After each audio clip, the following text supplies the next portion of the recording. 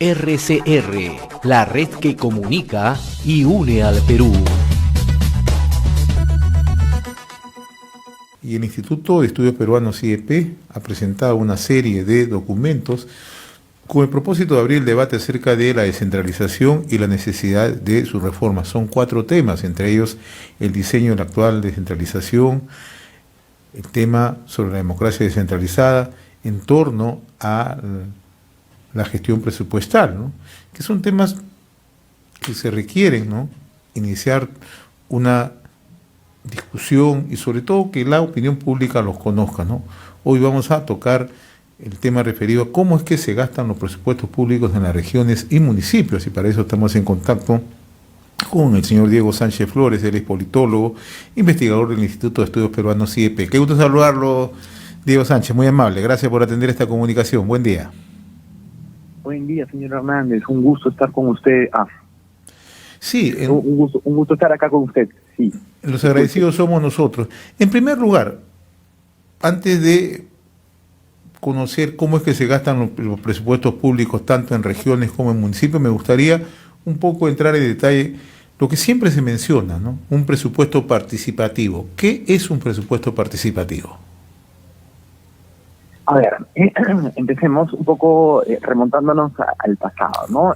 Los presupuestos participativos son una iniciativa que se aprueba con un conjunto de demandas más amplias que venían con el proceso de descentralización, que buscaban acercar a la población a la toma de decisiones, ¿no? Por ejemplo, los presupuestos participativos se aprobaron en conjunto con otras medidas de democracia participativa, por ejemplo, como la instalación de los consejos de coordinación local y regional, que estaban encargados de formular los planes de concertación y los planes de desarrollo concertado en municipios y gobiernos regionales, y también, por ejemplo, con el tema de las revocatorias, ¿no? Ahora, digamos, estos mecanismos participativos, lo que destacamos en el documento es que se formularon con un conjunto de supuestos que estos 20 años de descentralización nos han dado indicios para pensar que no se cumplen en la realidad, ¿no?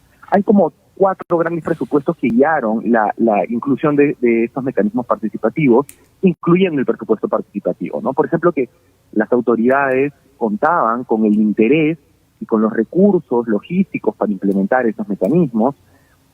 Otro presupuesto importante, digamos, en la introducción de estos mecanismos fue la idea de que la población estaba organizada y que sus organizaciones eran representativas de los intereses de la población.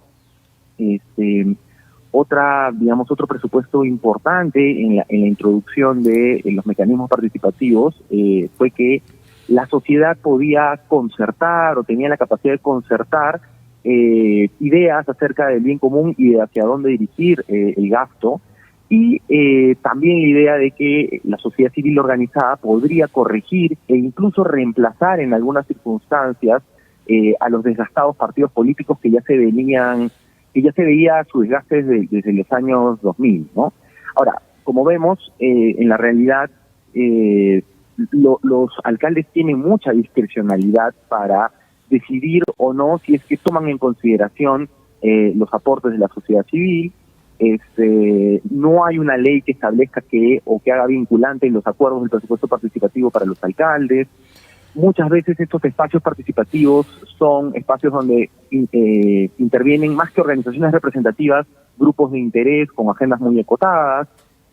Por otro lado, supongamos que los alcaldes hacen, caso, a los acuerdos llegados en el presupuesto participativo. No existen mecanismos que obliguen al Congreso o al Gobierno Central a obedecer los acuerdos que se llegan en el presupuesto participativo.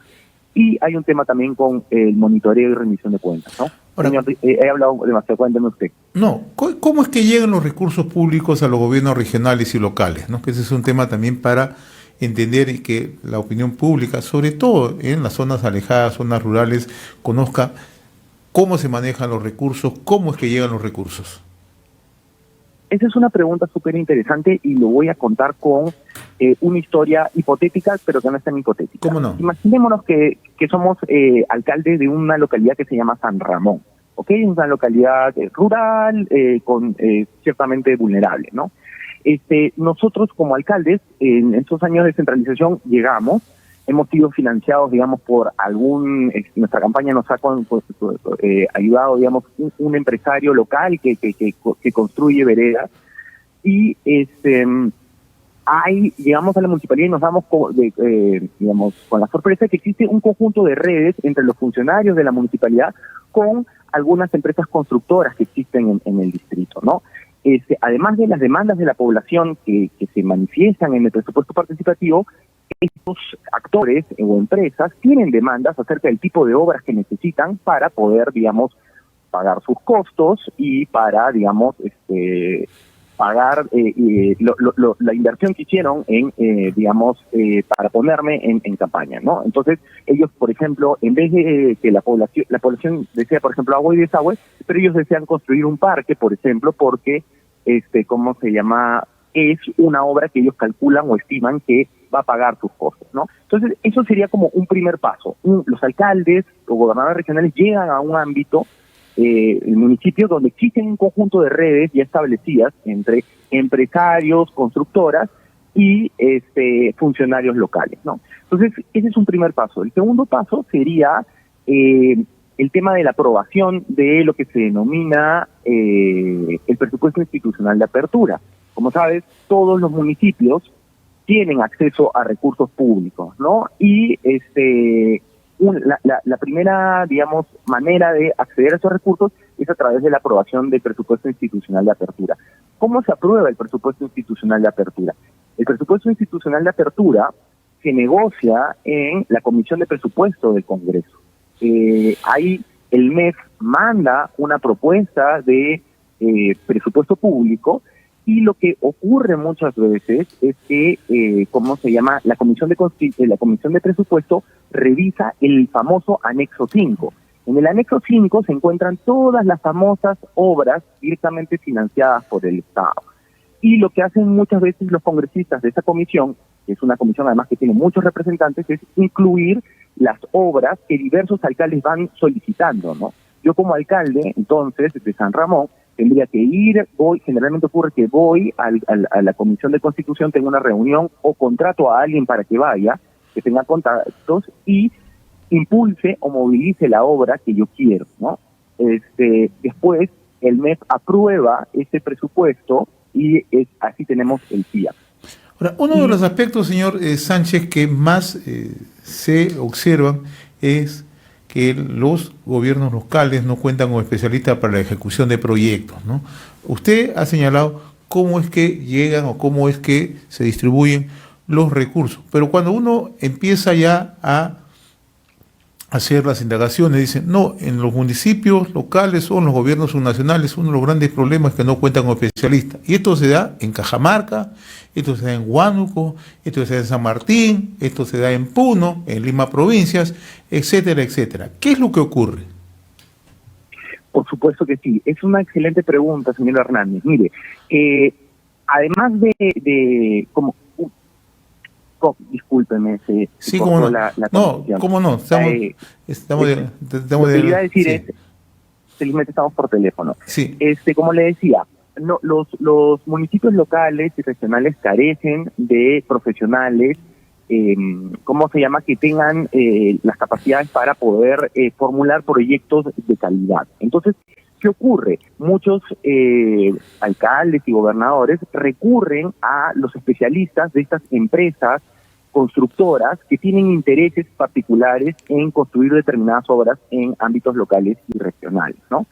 Entonces, estos especialistas formulan las obras que estas empresas esperan y muchas veces, son quienes se encargan de tramitar durante el año ante el MEF, junto con los alcaldes, el desarrollo de nuevas obras, ¿ok? O sea, una vez que se aprueba el presupuesto institucional de apertura, los especialistas dentro de los municipios también formulan nuevos perfiles y, incentivan a los alcaldes para que vayan al MEF y a otros ministerios para que asignen nuevos presupuestos para nuevas obras que no estaban contempladas. Y además hay un tema ahí bien interesante, señor Hernández. Por ejemplo, lamentablemente el esquema de distribución o del presupuesto público no ofrece las condiciones adecuadas para que se pueda invertir en contratar personal de calidad que formule obras públicas. Porque, por ejemplo, los recursos ordinarios, por ejemplo, los municipios dependen, 3/4 del presupuesto de su presupuesto depende de transferencias del MEF, y en los gobiernos regionales es más del 90%, ¿no?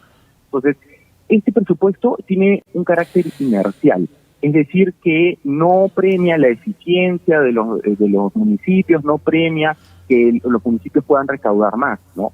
Los municipios tienen muy poco margen para poder tener recursos extra y poder contratar personal de plantas de calidad. Por ejemplo, también el dinero del canon o de las regalías tampoco se puede gastar en contratar personal de calidad que puedan formular buenos proyectos. Entonces, ante esta falta, los municipios recurren a estos actores privados que formulan perfiles de acuerdo a los intereses de particulares y terminan habiendo obras que están mal formuladas o incompletas, que no cumplen los requisitos, ¿no? Justo un dato interesante es que existen en el país cerca de 2.376 obras paralizadas a marzo de este año, ¿no? Que representan más o menos 21.074 millones de soles, ¿no? Ahora, el otro aspecto, señor Sánchez, es si este presupuesto sirve para atender las necesidades básicas, atender infraestructura, educación, salud, ¿no? O para atenuar la pobreza. ¿Sirve o no sirve? Mira, lo que hemos, digamos,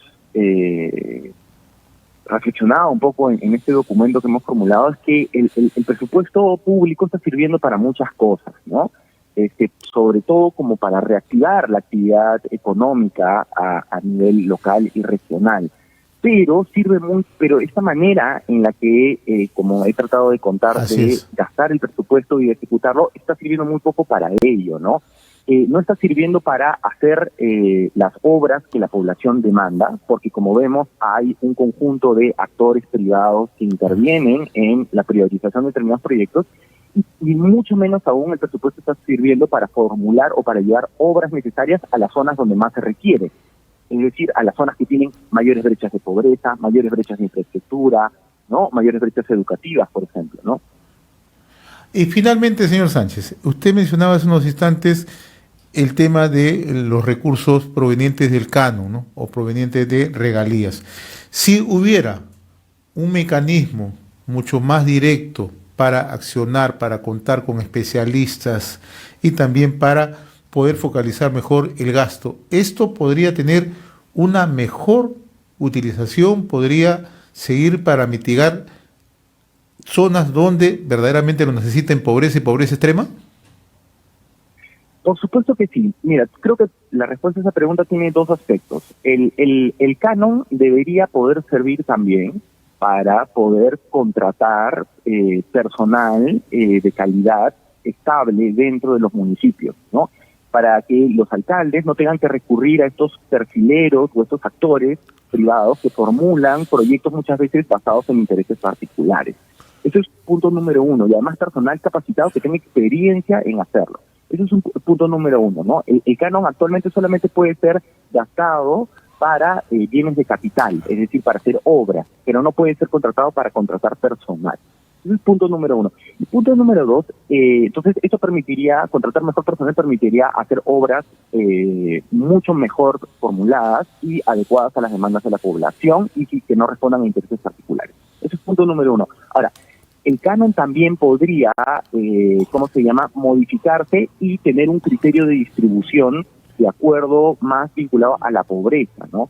Actualmente el canon se distribuye de acuerdo a la cercanía a un proyecto minero. Tiene poco que ver o no se relaciona necesariamente no necesariamente va a las zonas que tienen mayores niveles de pobreza. Entonces, si hubiera una discusión acerca de cómo vamos a gastar en qué se puede gastar el canon y cómo se va a distribuir el canon, yo creo que podríamos mejorar, obviamente no va a ser la solución mágica, pero podríamos mejorar en algo, el efecto que este tiene sobre la reducción de pobreza. Muy bien, señor Diego Sánchez Flores, politólogo, investigador del Instituto de Estudios Peruanos IEP. Ha sido un gusto conversar con usted. Gracias por atender esta comunicación. Muy amable, estaremos molestándolo más a menudo. Muy amable. Salud. Buen día, saludos. Muchas gracias, con gusto. Hasta luego. Gracias. Conversábamos con Diego Sánchez Flores, el politólogo, investigador del Instituto de Estudios Peruanos IEP. RCR, la red que comunica y une al Perú.